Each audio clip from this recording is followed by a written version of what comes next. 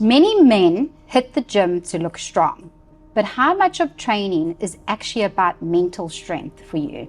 So what I find, Sharon, is through life, I feel there's a lot of trialing things that obviously come your way. I think a lot of us fall into a bit of a slump when we go through depressing times or things happen in life, say either a family member passes away or something tragic happens in your life. And I find people fall into a bit of a slump, and it's almost like crawling into a ball. So you really have to put yourself out there and just say, you know what, today, this morning, I'm going to go play that game of golf. It's at 7 o'clock in the morning. It's the last thing I feel like doing. But get out, because once you're there, you feel so good. You start socializing, you're laughing, you're feeling energetic. When you go home, you feel like you can actually relax and rest, and you feel clear-minded. So I think it's important to do the things that help your mind. And they're small things. Even though initially you don't want to do it, once you do it, you feel good.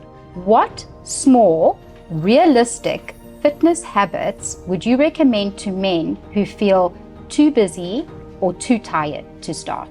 So this was what I was talking about exactly in terms of, engaging with your friends, and even sometimes for me it's clients. On the weekend I get invited to go play paddle, and instead of me saying no, I actually didn't feel like doing it initially, going to play that game of paddle, and it for me it's networking, it's building. So although it's based on business and work, I still get to be out the house and to be able to socialize on that level and play paddle. It's fun. So I would start looking at smaller activities in your day. I don't say go straight into the gym and start. Some people are overwhelmed with starting in the gym and lifting weights, and there's so many people, and it's the gym membership, and there's a lot to it. So I do find that when it comes to an activity that you need to start on a workout that you need to start doing, it's just getting out the house. It can be the most basic thing like walking, and starting to make that a routine. It doesn't have to be every single day. Start with small habits. Walk twice a week, play paddle once a week. So just trying to find a balance between life. I always say to people, you don't have to be in the gym to be fit. You can do so many other things. You can go for a swim in the ocean if you feel like that, if all you want. Walks, paddle, golf, all of these are friends are doing it, you want to go and join them.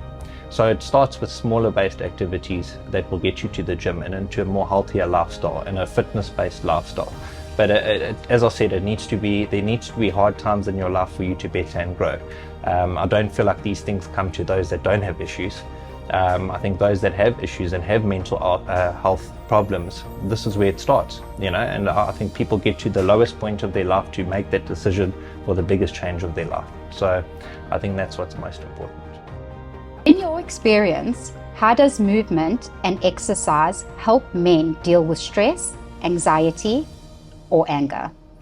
So what I find is, from my personal experience, if I could have said, things that have happened in my life, it could be maybe you shifted careers, maybe you couldn't afford, staying at the house you were staying in.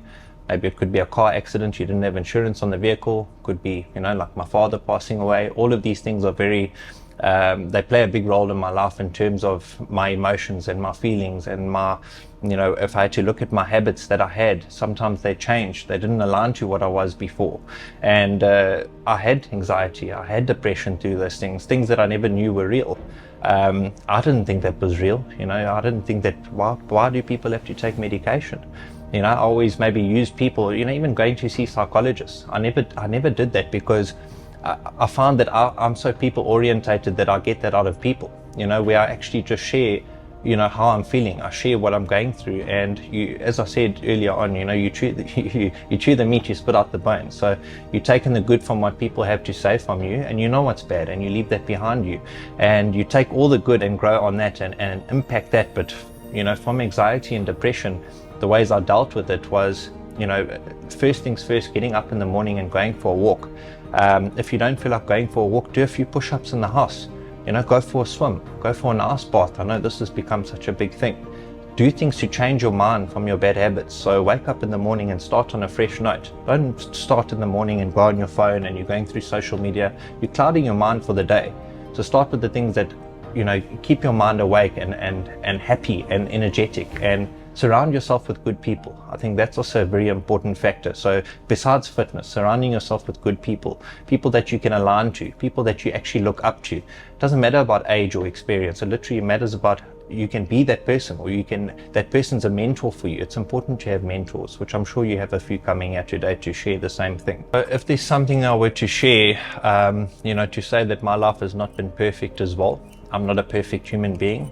We always try and put that pressure on yourself to be someone better, or you want your family and your friends around you to be proud of you and the person that you are. But my testimony, if I had to think about one, it's literally like revival. I think about revival. Times where things hit you so low, like, say for instance, my father passing, which is also very fresh. It's still fresh, and there's a lot of different thoughts that may happen. And I find the worst thoughts come when you're at home and you're doing nothing.